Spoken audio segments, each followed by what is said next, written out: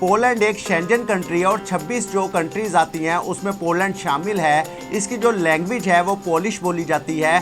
मैं आज आपको विजिट वीज़ा के जो रिक्वायर्ड डॉक्यूमेंट्स हैं वो बताऊंगा, साथ बिजनेस डॉक्यूमेंट्स बताऊंगा और आपको वर्क वीज़ा में जैसा कि गोश्त के कारोबार से लकड़ी का कारोबार है, आईटी से मुतल्लिका है, ग्राफिक डिज़ाइन। बिस्मिल्लाहिर्रहमानिर्रहीम, अस्सलाम वालेकुम। आपका मेज़बान फैसल हाजिर है आपकी खिदमत में।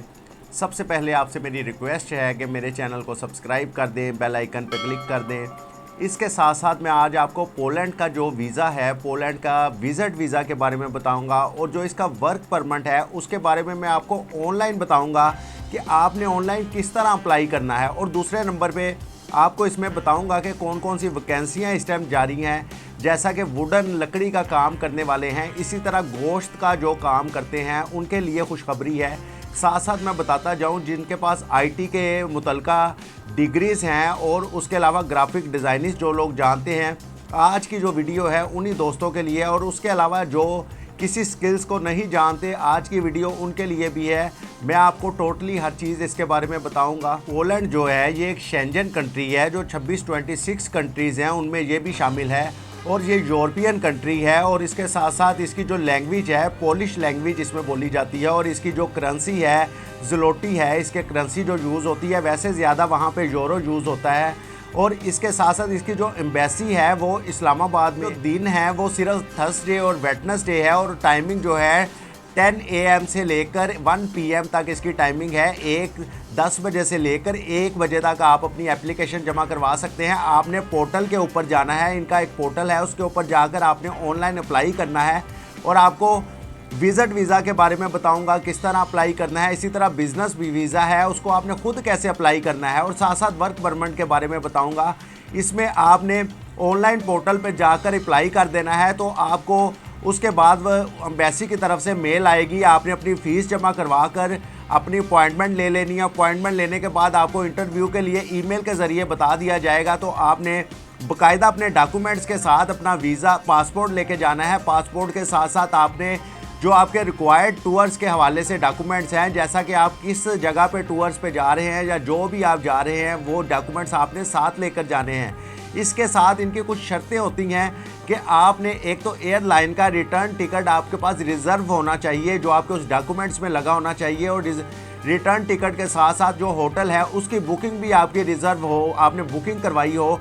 और तीसरे नंबर पे आपकी हेल्थ इंश्योरेंस होना ज़रूरी है।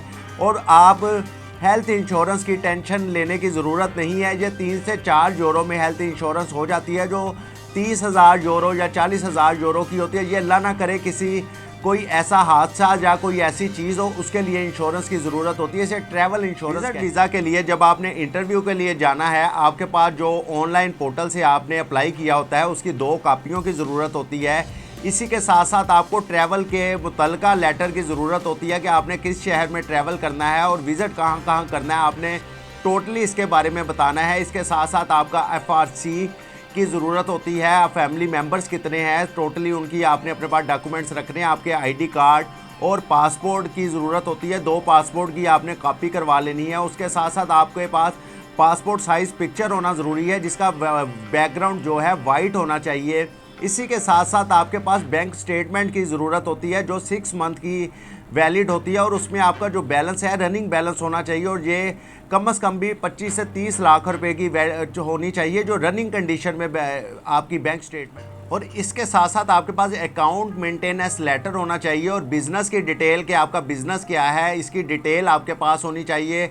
और अगर आप जॉब करते हैं तो उसके हवाले से आपके पास डॉक्यूमेंट्स मौजूद होने चाहिए। इसके साथ मैं आपको बताता चलूँ, आपने किसी बैंक से लोन ना लिया हो, आपकी जो पोजीशन है एक अच्छी पोजीशन हो, आप एक अच्छा किस्म का बिज़नेस कर रहे हो, आपकी ये सारी चीज़ें उस डॉक्यूमेंट्स में लगना बड़ा ज़रूरी। इसके साथ इसकी जो फ़ीस है वो 90 to 95 यूरो है। और आपके पास जो कोरोना का सर्टिफिकेट है वो आपके पास नादरा का होना बड़ा ज़रूरी है। अगर आपने बिज़नेस वीज़ा पे जाना है उसके लिए आपको चैम्बर ऑफ कॉमर्स का मेंबर होना ज़रूरी है। इसके साथ साथ वहाँ पे कोई पोलैंड में किसी शहर के 1 या 2 जो शोहरत रखने वाले बिजनेसमैन हैं उनकी थोड़ी सी आपके पास डिटेल होनी चाहिए और आपने अपना मकसद बताना है कि बिज़नेस किस मकसद के लिए जा रहे हैं। उसके अलावा आप टैक्स पेयर होना चाहिए, आपने टैक्स का लगाना है। और आपको जैसा कि मैंने विजिट वीज़ा के बारे में बताया कि आपने किसी बैंक से लोन ना लिया हो, ये बड़ा ज़रूरी है, इससे आपका वीज़ा रिजेक्ट हो सकता है। आपको लोन ना लिया हो और आपकी एक शोहरत याफ्ता आप कारोबारी हो, और उसके साथ बैंक स्टेटमेंट तो आपने बड़ी ज़रूरी है। आपने अपने कारोबार की बैंक स्टेटमेंट ज़रूरी। आपने अगर विजिट वीज़ा अप्लाई करना है तो उसकी वेबसाइट भी मैंने किस तरह अप्लाई करना है उसको डिस्क्रिप्शन में डाल दिया, और थोड़ा सा स्क्रीन पे भी मैंने आपको दिखाया कि आपने किस तरह का एप्लीकेशन फॉर्म होता है, किस तरह पोर्टल पे जाना है और इसको अप्लाई करना है। उसके साथ मैं आपको बताता चलूँ, आपको किसी ट्रैवल एजेंट की ज़रूरत नहीं, आप इसको खुद अप्लाई कर सकते हैं। तो विजिट वीज़ा और बिज़नेस वीज़ा है, इसके बारे में मैंने डिस्क्रिप्शन में भी इसका एक लिंक डाल दिया है, उसके थ्रू आप पोर्टल पर जाकर एप्लीकेशन जमा करवा सकते हैं। जो इसके रिक्वायर्ड डॉक्यूमेंट हैं वो भी मैंने उसी में डिस्क्रिप्शन में डाले हुए हैं, वहाँ से देखकर आप कर लें। उसके अलावा आपका कोई सवाल हो आप कमेंट्स बॉक्स में मुझसे पूछ लें। आपको बताने का मकसद ये होता है कि हमने हर काम के लिए एजेंट के पास जाना ज़रूरी नहीं है। अगर हमारे पास ये रेलिवेंट डॉक्यूमेंट्स हों तो हम खुद पोर्टल पर जाकर इसको अप्लाई कर सकते हैं। इसकी फ़ीस जमा करवा के हम इसका इंटरव्यू दे। साथ मेरे पास एक जो वर्क वीज़ा पे जाने वाले हैं उनके लिए बड़ी गुड न्यूज़ है। मैं आपको बाकायदा उसकी जो कंपनीज़ हैं जो जॉब देती हैं, मैं बाकायदा आपको उसके बारे में बताऊंगा। आप मेरे से कमेंट्स बॉक्स में कमेंट्स करें, मैं आपको सारा अप्लाई करने का जॉब का तरीका बताऊंगा।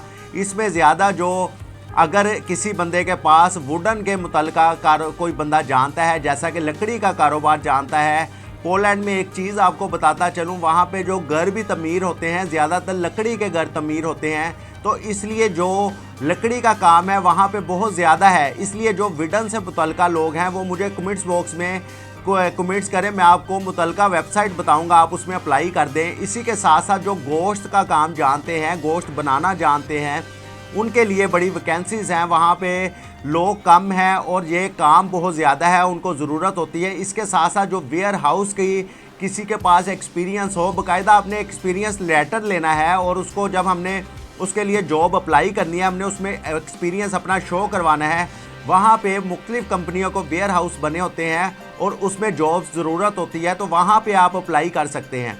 इसके अलावा बिग अपॉर्चुनिटी उन लोगों के लिए है जो आईटी से मुतलका है, जिनके पास आईटी से मुतलका डिग्रीज़ हैं, और उसके अलावा कोई ग्राफिक डिज़ाइनर है और जो ये इंजीनियर्स वगैरह हैं, उसके लिए तो वहाँ पे बहुत ऑफ़र्स हैं। और वो अगर ऑनलाइन अप्लाई करें तो वहाँ से कंपनी आपको वीज़ा भेज देगी। आपने सिर्फ अपनी एम्बेसी की फ़ीस जमा करवानी है और एयर टिकट लेनी है और आपने यहाँ से ट्रैवल कर जाना। आज की वीडियो बनाने का मकसद सिर्फ वर्क परमिट के लिए था कि जो लोग वर्क वीज़ा पे जाना चाहते हैं उनको यहाँ पे कम से कम भी 25 से 30 लाख से भी अबव चाहिए होता है पोलैंड के वीज़े के लिए। लेकिन अगर आप ऑनलाइन अप्लाई करते हैं और वहाँ से कंपनी आपके लिए आपका वीज़ा भेजती है, तो आपको तो सिर्फ एम्बेसी की फ़ीस की ज़रूरत है जो 90 to 95 यूरो होती है। आपने अपनी फ़ीस जमा करवानी है, यहाँ से ट्रैवल करना है। और मैं आपको जैसा कि बताया कि डिस्क्रिप्शन में मैंने 2-3 कंपनियों के लिंक डाले हुए हैं, आप वहाँ से जाकर ले लें। अगर आपको नहीं समझ आती,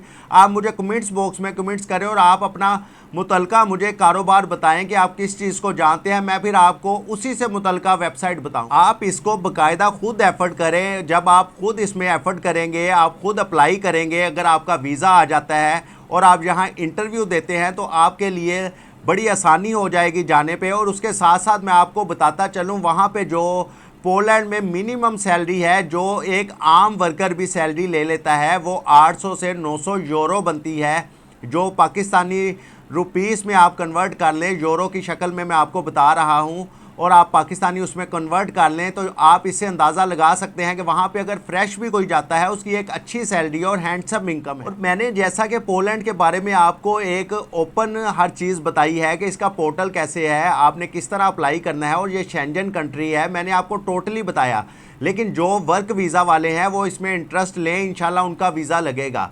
और ये जितनी मेहनत होती है, मैं कोशिश करता हूँ कि आपके लिए आसानी पैदा हो। और जो लोग अफोर्ड नहीं कर सकते 30 से 35 लाख रुपए का ख़र्चा, वो अपने थोड़े से ख़र्चे में अपने वीज़े को हासिल करें और जहां से जाकर एक हैंडसम अमाउंट कमाएं। इसके साथ मैं आपसे रिक्वेस्ट करता हूं कि मेरे चैनल को सब्सक्राइब कर दिया करें, बेल आइकन पे क्लिक कर दिया करें, और आपका कोई क्वेश्चन हो मुझे कमेंट्स बॉक्स में बताएं। अगर आपको अप्लाई करने में भी, जैसा कि जॉब के लिए बता रहा हूँ, आपको अप्लाई करने में कोई मुश्किल आती है तो आप मुझे अपनी पूरी डिटेल सेंड कर दें, मैं आपकी जगह अप्लाई किया करूँगा। और इंशाल्लाह कोशिश करूँगा कि आपको उसमें वीज़ा मिल जाए। इसके साथ मैं आपसे इजाज़त चाहता हूँ। अल्लाह हाफिज़।